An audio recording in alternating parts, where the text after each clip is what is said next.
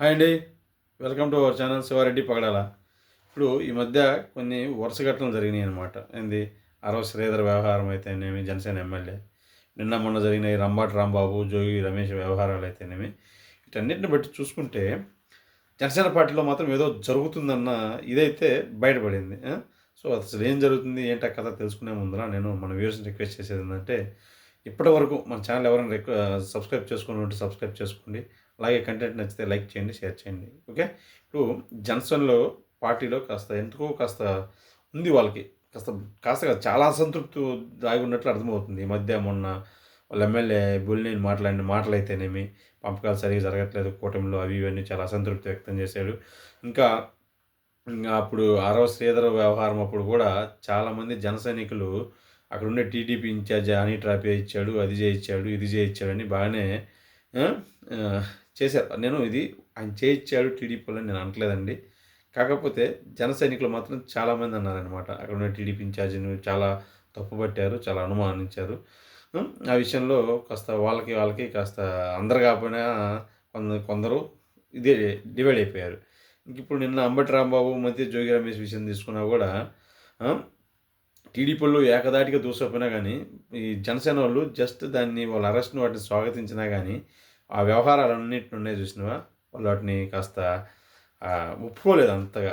ఏదో మనస్ఫూర్తిగా వాటిని అయితే ఏదో పొత్తులో ఉన్నాం కదా అన్నట్లుగా కొంతమంది అరెస్ట్ చేయాలి, ఇది చేయాలి అని అన్నారు. కానీ హార్ట్ఫుల్గా అగ్రెసివ్గా ఎవ్వడూ కూడా ఒక ట్వీట్ వేయటం కానీ ఒక మాట మాట్లాడటం కానీ ఏం జరగలేదు. ఎందుకంటే అదేదో మనకు సంబంధించిన వ్యవహారం కాదు, ఇది వాళ్ళ పార్టీకి సంబంధించిన వ్యవహారం అన్నట్లుగా దాన్ని చూశారు. కొంతమంది దాన్ని చాలా తప్పుపట్టారు కూడా. సరే ఆయన తిట్టాడే అనుకో, తిడితే చట్టబద్ధంగా అరెస్ట్ చేయండి, చట్టాన్ని చేతిలోకి తీసుకుంటారా మీరు అన్నట్లుగా మాట్లాడిన వాళ్ళు ఉన్నారు జనసేన వాళ్ళు.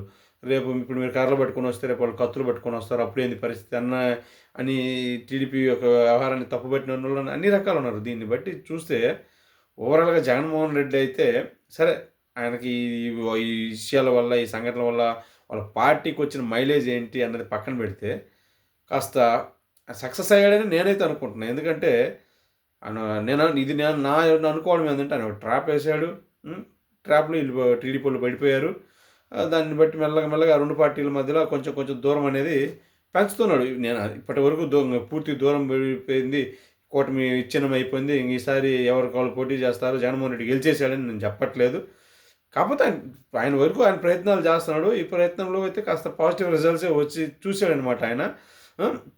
ఎందుకంటే అంబటి రాంబాబు చూసుకుంటే ఆయన నాకు అర్థం కావట్లేదు అని కిమ్మిని బమ్మిని చేసి ఏయో మాట్లాడుతుంటాడు. కానీ ఇంత దారుణమైన భాష వాడి ఎప్పుడైతే లోకేష్ని కానీ చంద్రబాబుని కానీ తిట్టలేదు ఒక అసెంబ్లీలో అన్న ఒక 2-3 మాటలు తప్పితే.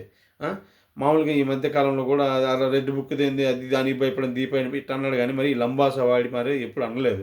జోగి రమేష్ ఇట్లాంటి వాళ్ళు కూడా మామూలుగా చూసుకుంటే ఎవరైనా ఒకసారి జైలుకి వెళ్ళి అరెస్ట్ అయ్యి బెయిల్ మీద వచ్చిన వాళ్ళు కొన్ని రోజులు సైలెంట్గా ఉంటారు, సర్లే మనకు ఎందుకులే అని.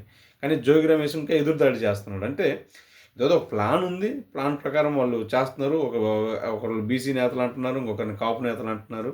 కాపుల్ని బీసీలని దగ్గర చేర్చుకోవడానికి ఇక్కడ కూటమి నుంచి ఈ కాపుల్ని ఎడగొట్టి వాళ్ళ వైసీపీకి వైపు లాక్కోవడానికి వాళ్ళు ప్రయత్నాలు చేసుకుంటున్నారు. కాస్త వరకు సక్సెస్ అయ్యారు. బట్ ఇంకా ముందు ఏ మేరకు ఇట్లాంటివి జరుగుతాయో చూద్దాం. ఇట్లాంటి మనం ఏం చేయలేం, చూస్తూ ఉండటం తప్ప. Okay, thank you so much.